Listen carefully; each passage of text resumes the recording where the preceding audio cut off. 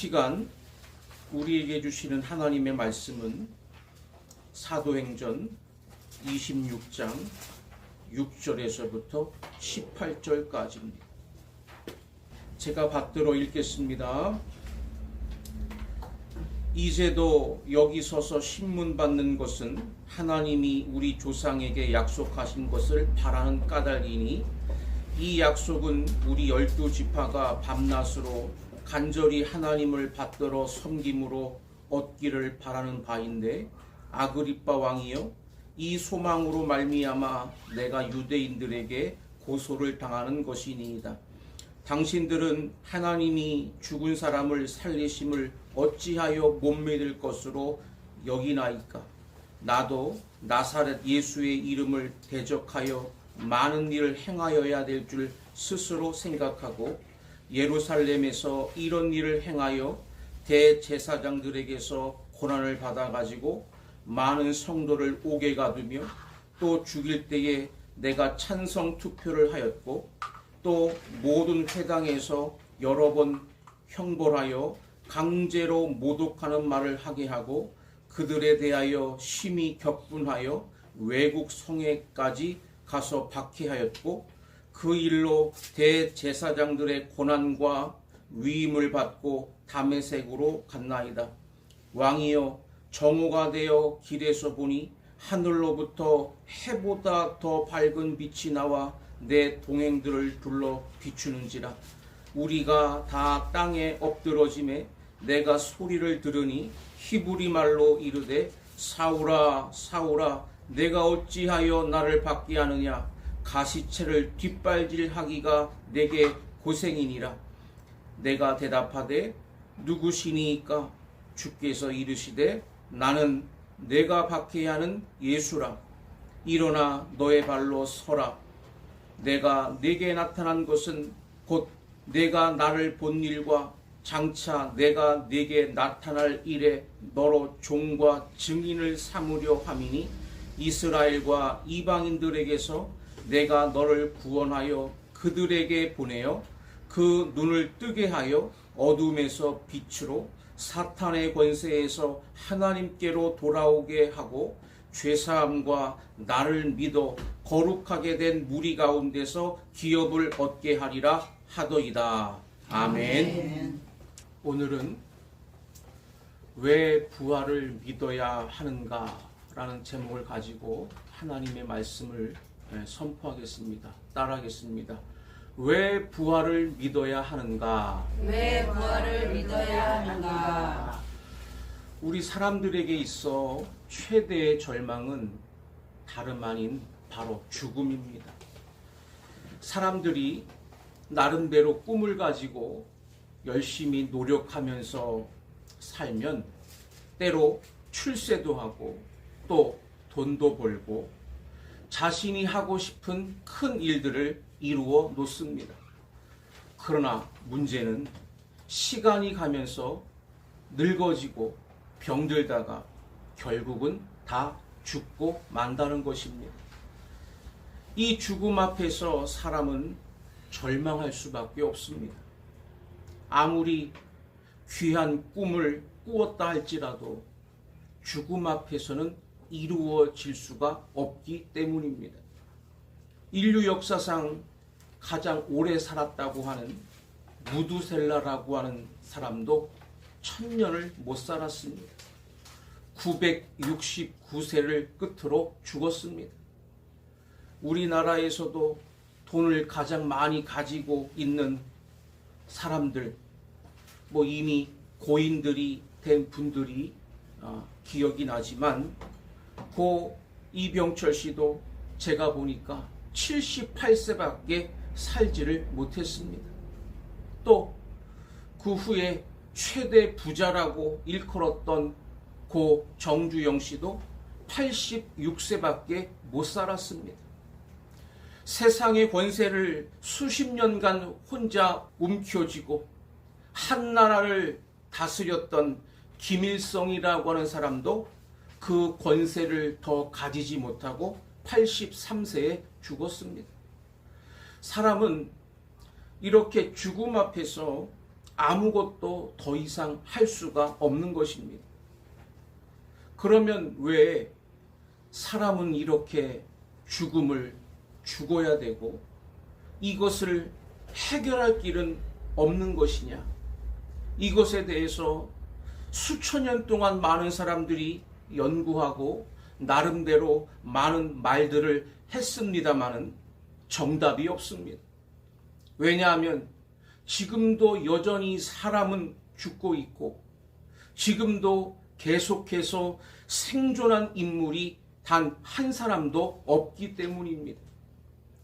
그런데 성경은 더 넓은 시야로 바로 인류가 이렇게 죽음을 겪게 된 이유를 명쾌하게 밝히셨고 또 이것은 단시일내가 아니라 하나님께서 긴 역사 속에서 이 문제를 해결해 가실 것을 밝혀 놓으셨습니다.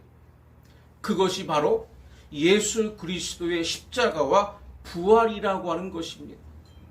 예수님이 왜 십자가에서 희생하셔야만 됐는가 하면 인류가 죄를 범했기 때문에 그로 인해 그 저주 중에 하나가 바로 죽음이기 때문에 그것을 해결하려면 먼저 인류의 죄를 해결해야 되고 죄를 해결하려면 죄값을 져야 되니까 하나님의 아들이 대신 십자가의 희생으로 죄값을 치르셨고 예수님이 3일 만에 부활하신 것은 바로 그 저주를 푸는 첫 단계가 죽는 것이 다시 살아나는 것이기 때문에 예수님께서 부활하신 줄로 믿습니다. 그리고 하나님이 계획하신 인류의 역사가 마감되는 종말에 예수님이 이 땅에 오시는 날 예수님의 그 부활의 능력은 믿는 모든 사람들에게 나타나서 그날에서야 드디어 사람들에게 죽음의 저주가 풀려져서 이미 죽은 사람도 다 살아나서 영원히 죽지 아니하고 살아있는 상태에서 예수님의 오심을 만난다면 그는 죽음도 겪지 아니하고 영원히 사는 부활체로 변한다는 것이 바로 성경의 말씀입니다. 바로 우리는 오늘이 죽음에서 3일 만에 다시 살아나신 예수님의 부활하신 날을 기념하는 부활주일입니다. 우리가 여기에 소망이 있기 때문에 죽음을 죽는다 할지라도 언젠가 다시 우리는 그 죽음을 깨치고 살아나서 우리에게는 영원한 생명과 영원한 축복과 영원한 행복이 반드시 주어진다는 사실을 믿는 소망의 날이 되시기를 간절히 바랍니다. 아멘. 그러므로 오늘 본문에 사도 바울은 그가 자기의 입장에서 지금 부활에 대한 간증을 아그리빠 왕 앞에서 하고 있는 것입니다. 왜 부활을 믿지 못하십니까? 이 부활은 반드시 믿어야 합니다.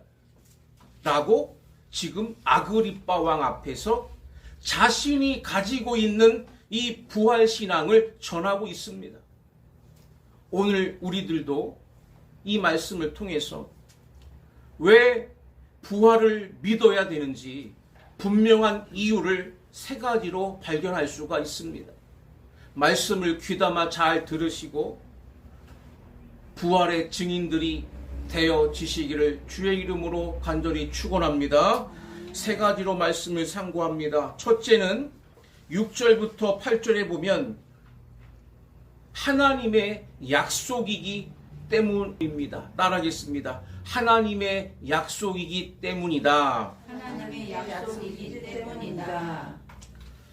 하나님께서 인류의 죄를 해결하기 위해 예수님의 십자가를 믿으면 죄를 해결해 주시겠다고 약속하셨을 뿐만 아니라 인류의 저주를 풀기 위하여 메시아를 먼저 부활시키시고 그 메시아를 믿는 자에게 또한 모든 사람들에게도 부활을 시키겠다고 하나님이 약속해 놓으셨다 그 말입니다.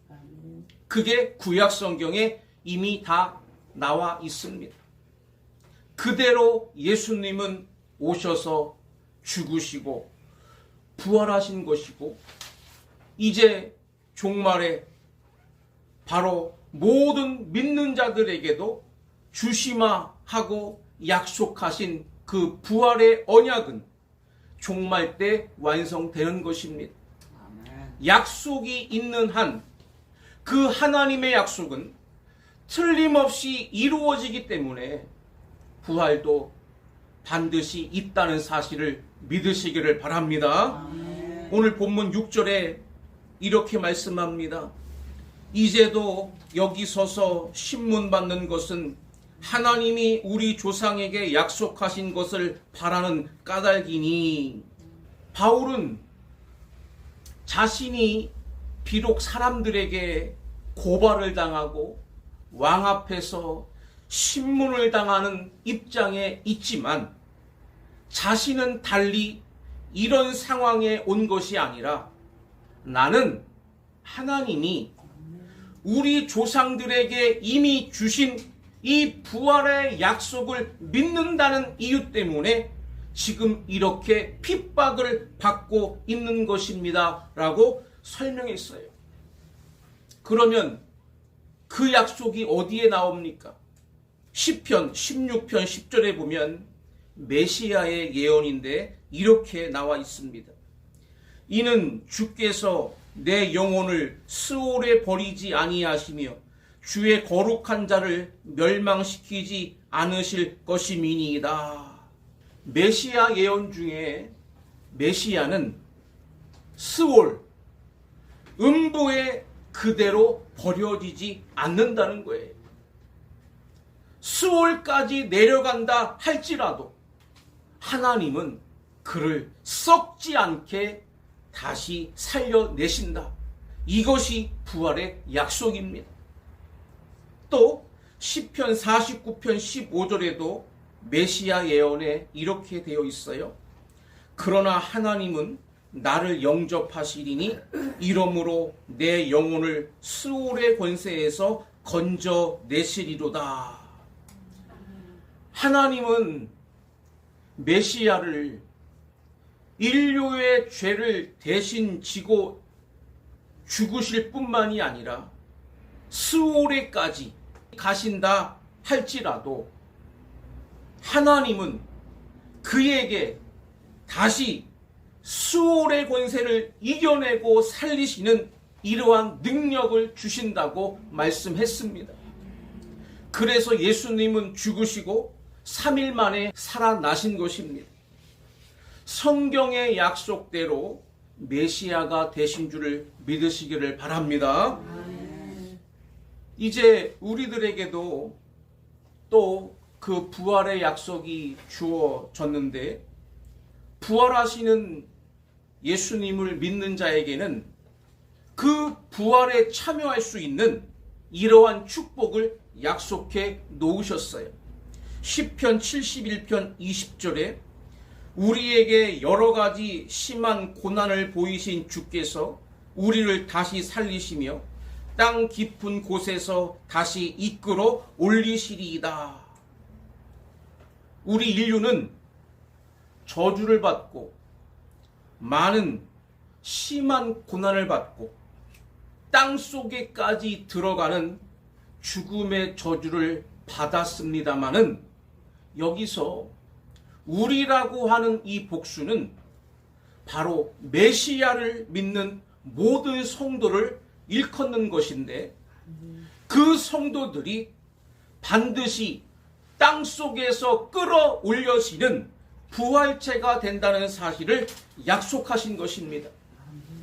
또 다니엘 12장 2절에는 이렇게 또 종말의 예언이 나와 있는데, 땅의 티끌 가운데서 자는 자 중에서 많은 사람이 깨어나 영생을 받는 자도 있겠고 그랬습니다. 땅의 티끌 가운데에서 자는 자라고 그랬습니다. 사람은요, 이 땅에 살다가 죽으면 땅으로 들어가는데 땅의 원소가 돼버립니다. 티끌이 돼버려요. 그래서 죽은 자를 가지고 성경에서는 자는 자라고 말씀했어요. 왜? 잠자는 사람은 반드시 깨어나기 때문에 이 표현을 쓰는 것입니다. 티끌이 돼버린 죽은 자들이 죽은 것이 아니라 자고 있는 것이다. 왜? 그들은 깨어날 것이기 때문에, 부활할 것이기 때문에. 그래서 많은 사람이 깨어나 영생을 받는 자도 있겠고 이렇게 말씀했어요. 우리는 이 땅에서 예수님이 오시기 전에 죽는다면 우리는 땅속에 들어갈 겁니다마는, 그러나 우리는 잠자는 상태일 것입니다. 왜? 종말의 때에 예수님이 다시 오시면 그날 그 부활의 능력이 우리에게 임하여 우리는 전부 깨어날 것이고, 그때부터 영원히 죽지 않는 몸으로 변화될 것이기 때문입니다. 호세아 13장 14절에도 이렇게 말씀합니다. 내가 그들을 스올의 권세에서 속량하며 사망에서 구속하리니, 사망아 내 재앙이 어디 있느냐, 스올아 내 멸망이 어디 있느냐. 하나님이 하신 말씀입니다. 우리 성도들에게는 기필코 스올의 권세에서 우리를 속량해 내시고 사망에서 구속해 내실 것이라고 약속이 되어 있습니다. 하나님을 믿는다면, 하나님의 말씀, 성경을 믿는다면 우리는 반드시 이 부활에 참여할 것도 확실히 믿으시기를 바랍니다. 그래서 오늘 본문 8절에 바울이 이렇게 말합니다. 당신들은 하나님이 죽은 사람을 살리심을 어찌하여 못 믿을 것으로 여기나이까? 믿음의 문제라는 것이죠. 지금 우리는 부활의 현상을 볼 수가 없습니다. 왜냐하면 모든 사람들이 다 죽고 있기 때문에. 그러나 우리는 현상을 보고 아는 게 아니고 하나님의 말씀을 보고 믿는 것입니다. 이 믿음만이 부활에 참여할 수 있는 진정한 힘이 된다는 사실을 확신하시기 바랍니다.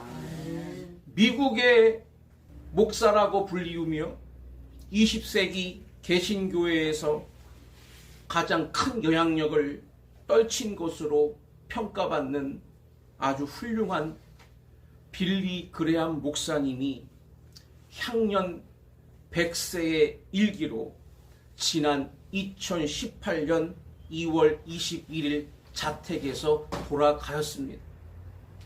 빌리 그레함 목사님에게 어떤 분이 이런 질문을 했습니다. 목사님은 다가올 미래에 대해서 많은 설교를 하셨는데 목사님 자신의 미래에 대해서 목사님은 아십니까? 염려가 안 되십니까? 그랬더니 이 빌리 그레함 목사님이 이렇게 말씀했습니다. 나의 짧은 미래에 대해서는 내가 자신할 수는 없지만 나의 먼 미래에 대해서는 나는 조금도 걱정하지 않습니다. 왜냐하면 하나님께서 분명히 나의 먼 미래에는 아름답고 행복한 미래를 주신다고 성경에 약속하셨기 때문에 나는 그 미래에 대해서 조금도 염려하지 않습니다. 라고 대답했다고 그래요. 우리가 이 땅에 살아가는 내일과 모레는 힘들런지 모르지만 우리에게 영원한 미래는 분명 아름답고 행복한 미래, 부활의 미래가 있음을 확신하시기를 바랍니다. 두 번째는 9절부터 15절에 보면 목격한 사실이기 때문에 부활은 믿어야 된다는 것입니다. 따라하겠습니다. 목격한 사실이기 때문에 이것을 목격한 사람들이 누구냐? 지금 사도 바울입니다. 그러나 사도 바울이 처음부터 예수님을 믿은 사람이 아닙니다. 그는 본래 바리새인 중에 바리새인이었기 때문에 구약을 글자 그대로 믿으려고 하고 율법적으로 믿으려고 했기 때문에 구약 속에 있는 메시아 예언을 보지 못했습니다. 그래서 예수님이 마치 이단이라고 생각이 됐고 십자가에 달려 죽고 부활한 것이 또 사람들을 구원한다고 하는 교리가 엉터리라고 생각했기 때문에 예수님을 그렇게 미워했고 예수 믿는 사람들을 잡아서 가두고 때리고 죽이는데 앞장섰던 박해자였습니다. 그는 이제 국내에 있는 기독교인들을 다 말살시키고 뿐만 아니라 외국에까지 나가서 기독교인들을 죽여야 되겠다고 생각하고 그 당시에 시리아의 나라 다메섹이라고 하는 큰 도시까지 그는 진출을 합니다. 그런데 그가 다메섹에 거의 도착할 무렵에 갑자기 이상한 현상이 생겼습니다. 하늘에서 빛이 비치면서 음성이 들렸습니다. 그는 그 앞에서 고꾸라지고 말았습니다. 그래서 너무나 두려워서 당신이 누구십니까? 라고 물어봤더니 오늘 본문에 예수님께서 15절에 나는 내가 박해하는 예수라. 사도 바울이 얼마나 깜짝 놀랐겠습니까? 지금 예수 믿는 자들을 잡아 죽이려고 가고 있는데 바로 그 장본인이신 예수님이 살아계셔서 음성으로 나는 네가 박해하는 예수 그 장본인이다 라고 대답하실 때 사도 바울은 그 자리에서 고꾸라지는 것입니다. 그리고 예수님의 십자가와 부활이 거짓이 아니라 사실이고 예수님은 지금 살아계시구나 하는 것을 그 자리에서 깨달은 것입니다. 그래서 바울은 그때 완전히 변화가 돼서 박해자가 하루아침에 예수를 증거하는 전도자로 바뀐 것입니다. 그래서 지금 아그리빠 왕 앞에서도 자신의 과거와 현재가 이렇게 예수를 만남으로 변화되었다는 것을 증거하고 있는 것입니다. 그러면서 고린도전서를 사도 바울이 써서 보냈는데 고린도전서 15장에 보면 자신만 예수를 만난 게 아니다. 거기에 보면 부활하신 예수를 만난 사람들을 명단에 쭉 소개하고 있습니다. 게바에게 나타나셨다. 게바가 베드로를 말합니다. 그 당시에 게바는 기독교 최고의 지도자였는데 그가 바로 부활의 예수를 만난 사람이었다라고 증언하고 있고 또 12제자들이 다 만나봤다고 그랬고 500여 형제에게 예수님이 부활하신 모습을 보여주셨다고 그랬습니다. 이것은 추정하기로는 갈릴리에서 보여주셨을 수도 있고 예루살렘 승천산, 감람산이 예수님이 승천하신 장소인데 그곳에서 500여 명의 성도들이 보는 가운데서 승천하셨을 수도 있습니다. 또 그뿐만 아니라 야고보에게도 보이셨다 그러셨는데 이 야고보는 예루살렘 교회 수장이었고 그가 예수님의 동생입니다. 또 만삭되지 못하여 난 자 같은 내게도 보이셨느니라 하고 사도 바울이 자기도 다메섹 도상에서 부활하신 예수를 봤다고 이렇게 증거하고 있습니다. 뿐만 아닙니다. 막달라 마리아라는 여자도 봤고 다른 여자들도 봤으며 엠마오로 내려가던 두 제자에게도 예수님이 나타나셨고 이렇게 마태, 마가, 누가복음에는 예수님의 부활 사건을 여러 번 보여주셨습니다. 이것은 무엇을 말하는 것이냐? 사람들이 한두 사람만 봤다 그러면 그것은 착각일 수가 있습니다. 그렇지 않습니까? 오늘날도 심리학이 발달해가지고 가상의 이런 세계를 사람들이 보지 않습니까? 착각도 하잖아요. 그런데 부활을 목격한 자들이 많다는 것을 말씀하시는 것은 그것은 사실이라는 것을 말씀하고 있는 겁니다.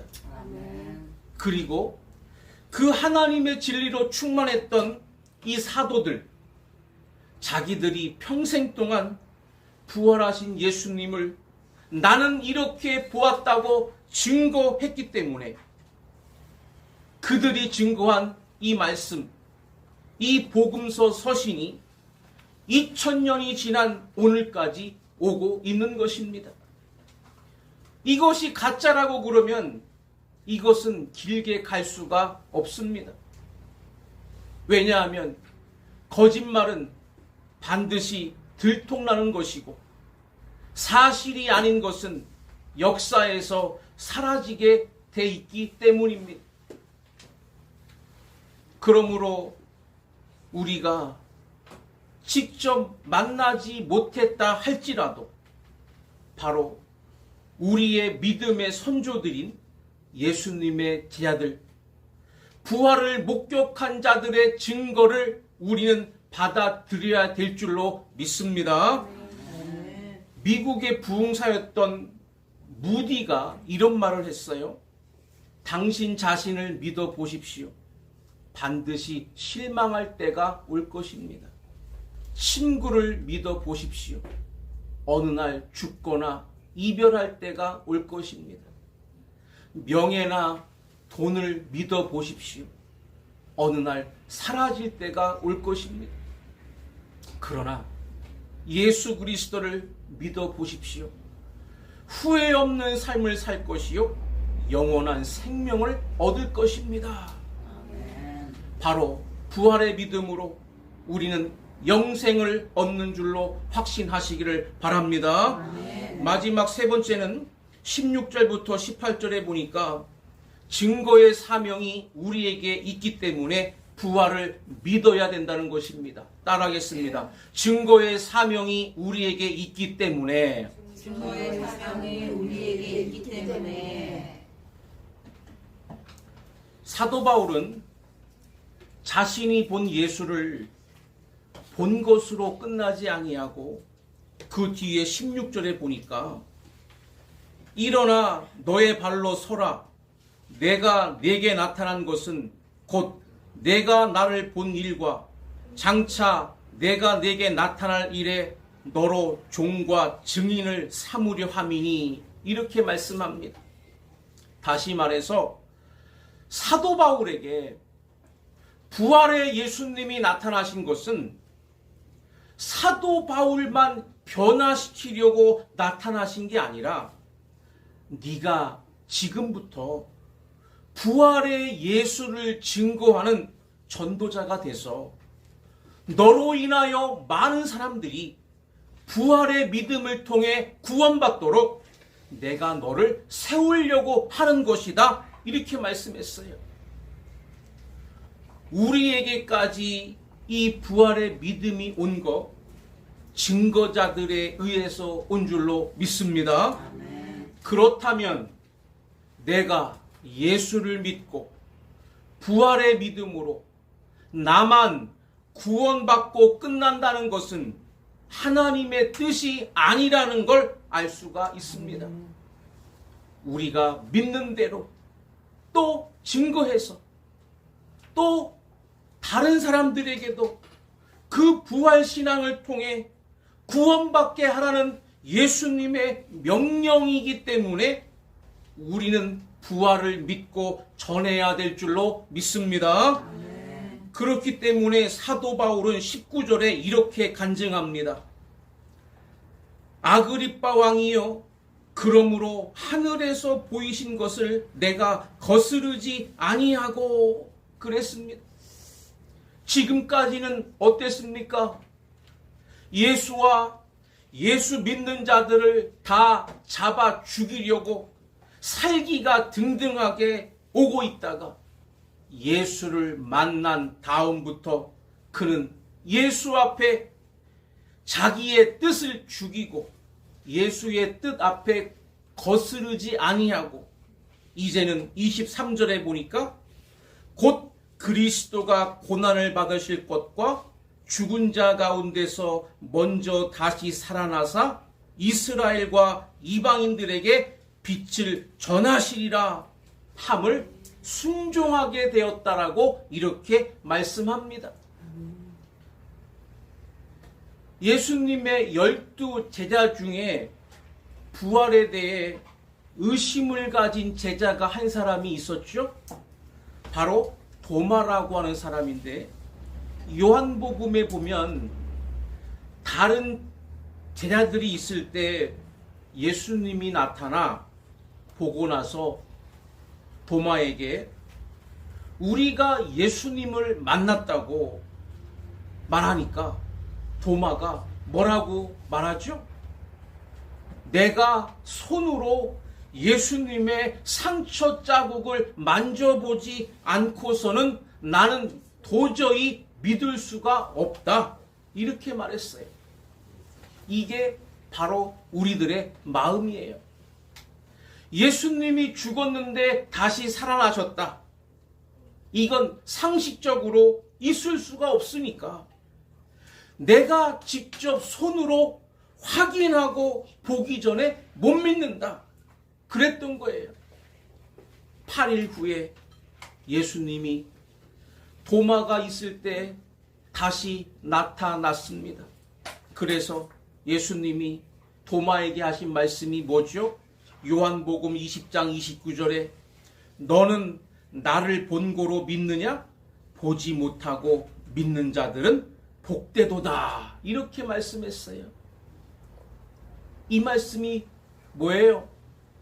만약 우리가 봐야만 믿는다면 예수님은 2000년 동안 계속 나타나셔야만 되는 것입니다. 그러나 보고 믿는 건 그건 참 믿음이 아니에요. 그것은 누구든지 상식이기 때문에 다 받아들이지 않으면 안 됩니다. 하나님이 구원의 약속을 주신 것을 믿음으로 받아들일 때 구원받는 것이기 때문에 2000년 전에 목격자들이 증거해서 그 증거가 지금까지 내려오고 있고 우리도 그 믿음으로 구원받은 것이고 또 우리도 또 다른 사람에게 증거할 때 그들이 믿음으로 또 구원받아 갈 것입니다. 이와 같이 우리는 예수님을 직접 보지 못했어도 본 사람들과 똑같은 마음의 상태로 이 부활을 확신하고 전해야 될 줄로 믿습니다. 마태복음 28장에 여제아들이 예수님을 만났습니다. 그때 너무 흥분을 해가지고 멍하고 있으니까 주의 사자가 뭐라고 말합니까? 마태복음 28장 7절에 또 빨리 가서 그의 제아들에게 이르되 그가 죽은 자 가운데서 살아나셨고 너희보다 먼저 갈릴리로 가시나니 거기서 너희가 배우리라 하라. 보라, 내가 너희에게 일렀느니라. 그랬더니 이어서 8절에 그 여자들이 무서움과 큰 기쁨으로 빨리 무덤을 떠나 제자들에게 알리려고 다름질할세. 그랬습니다. 전도의 자세는 바로 이것입니다. 우리가 믿는 예수님의 그 십자가와 부활의 소식을 더 빨리 다른 사람들에게 전해줘야 되겠다고 하는 마음으로 달려가는 그 사명을 통해 많은 사람들에게 이 부활의 역사를 체험케 할 것입니다. 어떤 사람이 휴가를 맞아 바다에서 휴가를 지내려고 배를 빌려 타고 그날 밤이 돼가지고 잠자리에 들었답니다. 그런데 주변에서 막 사람 살리라는 소리가 들리는 거예요.